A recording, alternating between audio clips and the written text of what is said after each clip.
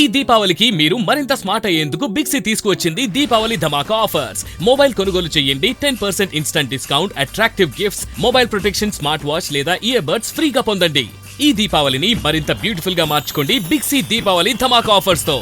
తెలంగాణ వ్యాప్తంగా బీసీ బంద్ కొనసాగుతుంది. అన్ని రాజకీయ పార్టీల మద్దతు బీసీ జేసీ ఆధ్వర్యంలో రాష్ట్ర వ్యాప్తంగా కూడా పలు నిరసన కార్యక్రమాలు కొనసాగాయి. హైదరాబాద్ ఆర్టీసీ క్రాస్ రోడ్లో బీఆర్ఎస్ శ్రేణులు పెద్ద ఎత్తున నిరసన వ్యక్తం చేస్తున్నారు. మాజీ మంత్రి శ్రీనివాస్ గౌడ్ ఒకసారి మాట్లాడదాం. చెప్పండి, ఎట్లా కొనసాగుతుంది బస్సు? బీసీ రిజర్వేషన్ల విషయంలో ఎలా? ఇప్పుడు ఏంటంటే చేయాల్సిన వాళ్ళు కాంగ్రెస్,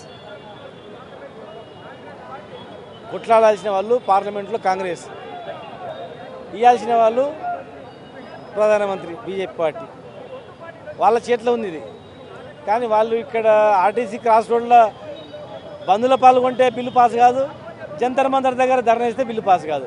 పార్లమెంట్లో రాహుల్ గాంధీ గారు వెళ్ళి పెట్టాలి. అప్పుడే ఇతనా ఆజాదీ ఇతనా ఇస్తా అనేది వస్తుంది. పుట్టే మాట్లాడి పార్లమెంట్లో మాట్లాడిపోతే కాదు కదా, అక్కడ కొట్లాడాలి, మాట్లాడాలి. బీజేపీ వాళ్ళు కూడా సార్ 2 బిల్లులు తెలంగాణ నుంచి వచ్చినాయి, ప్రెసిడెంట్ ఆఫ్ ఇండియా దగ్గర ఉన్నాయి, క్యాబినెట్లో మాట్లాడి చర్చించి బిల్లు పాస్ చేస్తామని వాళ్ళ అన్నారు.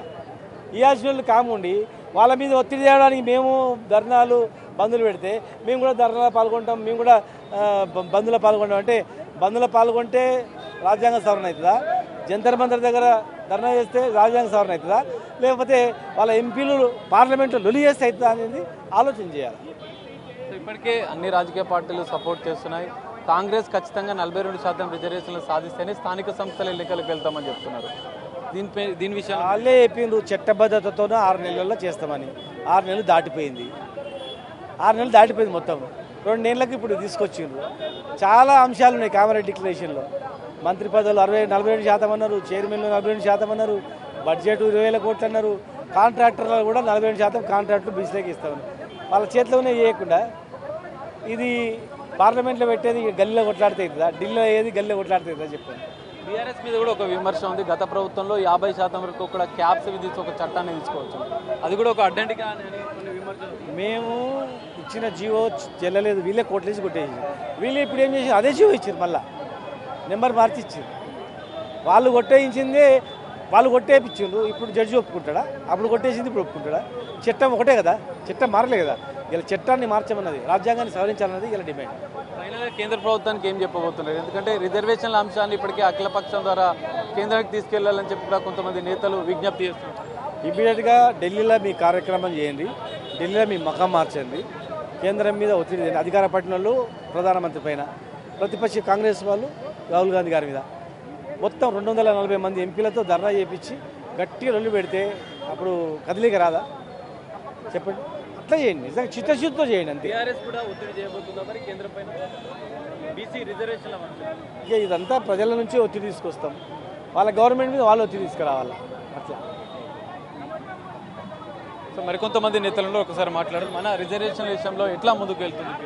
అన్న 42% రిజర్వేషన్ ఇస్తా అని చెప్పి ఇవాళ బీసీలని ఏ రకంగానైతే కాంగ్రెస్ మోసం చేసిందో, ఇది చరిత్రలో ఇలాంటి మచ్చ కాంగ్రెస్కి ఎప్పటికి ఉంటుంది.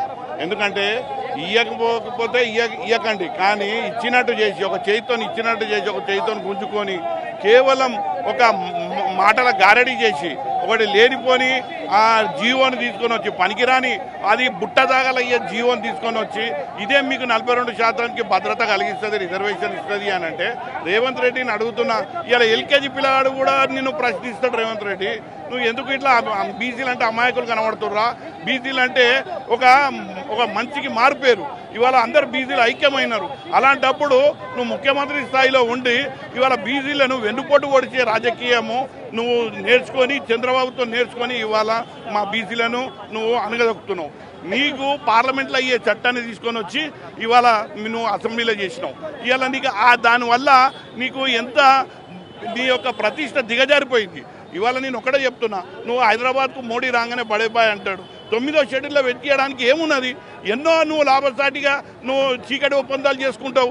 ఇవాళ నువ్వు ఆ 9వ షెడ్యూల్లో పెట్టించే పనిని నువ్వు మోడీతో చేయించుకో. నీకు తెలంగాణ రాష్ట్రం అంతా అండగా నిలబడుతుంది.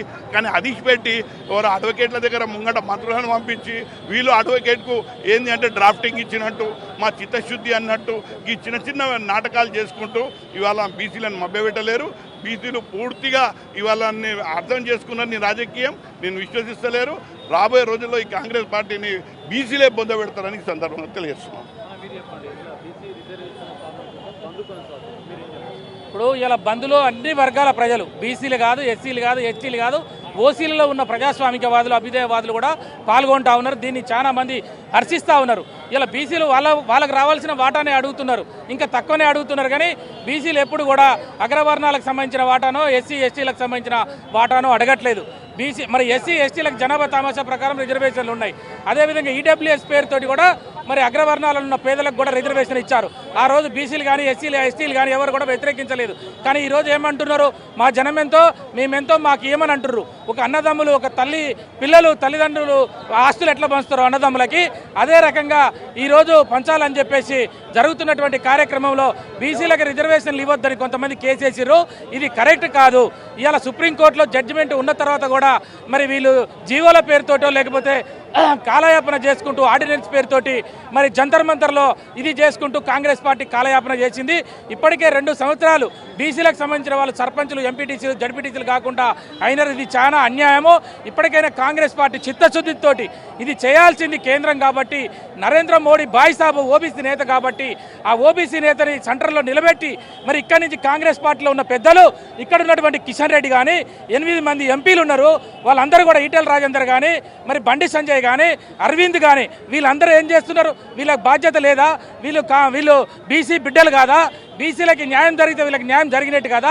వీళ్ళు ఎందుకు నోరు మూసుకొని కూర్చుంటున్నారు? వీళ్ళందరినీ తీసుకొని భారతీయ జనతా పార్టీ నుంచి కాంగ్రెస్ పార్టీ పెద్దలు, మరి అక్కడ ఉన్నటువంటి చంద్రబాబు నాయుడు కూడా మనకు మద్దతు తెలియజేసినటువంటి వ్యక్తి, అక్కడ నితీష్ కుమార్ ఉన్నాడు, ఆయన కూడా రిజర్వేషన్లకు అనుకూలమైన వ్యక్తి, కులగణన చేసిన వ్యక్తి. నేను ముఖ్యమంత్రికి సాదాసీదాగా మేము తెలియజేస్తా ఉన్నాం, అప్పీల్ చేస్తా ఉన్నాం, మీరు నితీష్ కుమార్ గారిని, చంద్రబాబు నాయుడు గారిని, పవన్ కళ్యాణ్ గారిని, ఇక్కడ ఉన్నటువంటి కిషన్ రెడ్డి గారిని తీసుకొని, నరేంద్ర మోడీ బాయ్ సాబ్ ఓబీసీ నేత కాబట్టి ఆయన దగ్గర కూర్చొని మరి గతంలో టీఆర్ఎస్ కనుక తెలంగాణకు 36 రాజకీయ పార్టీలను ఎట్లా ఒప్పించిందో మీరు అందరూ కూడా ఢిల్లీ లెవెల్లో కనుక పోరాటం చేస్తే తప్పకుండా 9th షెడ్యూల్లో పెట్టి బీసీలకు రిజర్వేషన్ ఇస్తేనే కాంగ్రెస్ పార్టీని తెలంగాణలో నమ్ముతారు. కానీ లేకపోతే కాంగ్రెస్ పార్టీకి పుట్టగతులు ఉండవని చెప్పి మేము తెలియజేస్తా ఉన్నాం. జై తెలంగాణ. ఇది పరిస్థితి. ఆర్టీసీ క్రాస్ రోడ్ వద్ద పెద్ద ఎత్తున బీఆర్ఎస్ నేతలు ఇటు బీసీ బంద్కు మద్దతుగా కూడా తమ నిరసనను వ్యక్తం చేస్తున్న పరిస్థితి. కేంద్రం పైన ఒత్తిడి, బీజేపీ ఎంపీలు కేంద్రం పైన ఒత్తిడి చేసి బీసీ రిజర్వేషన్ల సాధనకు కృషి చేయాలంటూ కూడా, పోరాటం చేయాలంటూ కూడా ఇటు బీఆర్ఎస్ నేతలు చెప్తున్న పరిస్థితి కనిపిస్తుంది. కెమెరామెన్ వంశీతో కలిసి Sagar, big TV, RTC cross road నుండి.